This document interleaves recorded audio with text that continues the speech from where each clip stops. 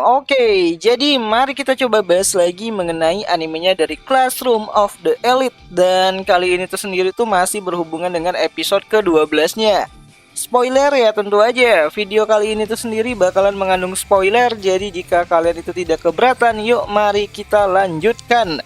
Nah, jadi pada episode ke-12 nantinya kita bakal melihat bagaimana Hirata menjadi gay gitu kan, nggak bercanda. Nah, jadi sebenarnya setelah upacara perpisahan anak kelas 3 gitu kan, kelasnya si Manabu, Hirata ngajak Ayano Koji ini tuh untuk pulang bersama. Dimana pada saat mereka itu pulang menuju ke asrama pria gitu kan, Hirata mencoba untuk meminta saran soal percintaan kepada si Ayano Koji. Dimana Ayano Koji yang kemarin itu telah mampu merubah hatinya, kini Hirata mencoba lagi untuk berkonsultasi sekali lagi dengan si Ayano Koji.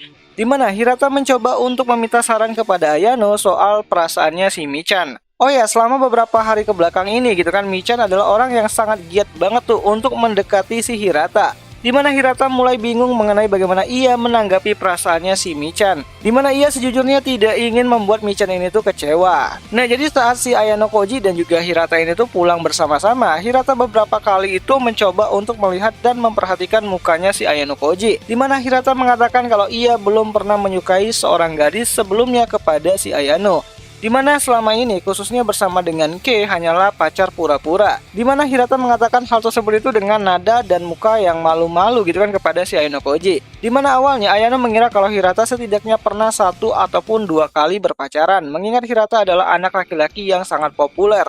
Dan saat Ayano menanyakan apakah sampai sekarang ini tidak ada wanita yang Hirata sukai, dan Hirata pun menjawab bahwa ia belum pernah mengalami suka kepada seorang gadis. Bau-bau nih. Lalu saat Ayano mengatakan apakah Hirata memiliki perasaan khusus kepada si Michan, Hirata pun menjawab kalau Michan pernah berkata kalau ia ingin mengenal Hirata lebih jauh lagi sebagai seorang teman dulu dan berkembang sebagai seorang kekasih. Namun ya, beberapa kali pun Hirata mencoba untuk menerima si Michan, Hirata masih belum bisa melanjutkan hubungan khusus dengan dirinya. Nah, sebenarnya Hirata ingin menolak kehadirannya si Michan di hidupnya. Namun ia bingung bagaimana caranya agar Michan ini tuh tidak tersakiti dengan perkataannya. Dimana awalnya Ayano mengatakan kalau Hirata harus memberitahukan perasaannya kepada si Michan, baik itu lanjut atau stop sampai di sini. Dimana jika Hirata ingin menolak si Michan, akan lebih baik jika Hirata itu mengatakannya tuh sekarang gitu kan, segera gitu kan. Karena menunda memberi jawaban hanya akan membuat Michan ini tuh terus menunggu dan semakin terluka lebih dalam jika ditolak. Ya, di sini akhirnya Hirata mendapatkan kepercayaan dirinya lagi setelah berkonsultasi dengan si Ayano Koji. Dan saat semua masalah sedikit berkurang bagi si Hirata, Hirata menatap tajam ke Ayano Koji lagi.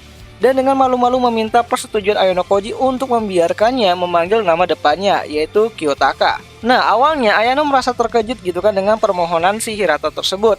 Bahkan Hirata juga meminta Ayano untuk bisa memanggil Hirata dengan nama depannya.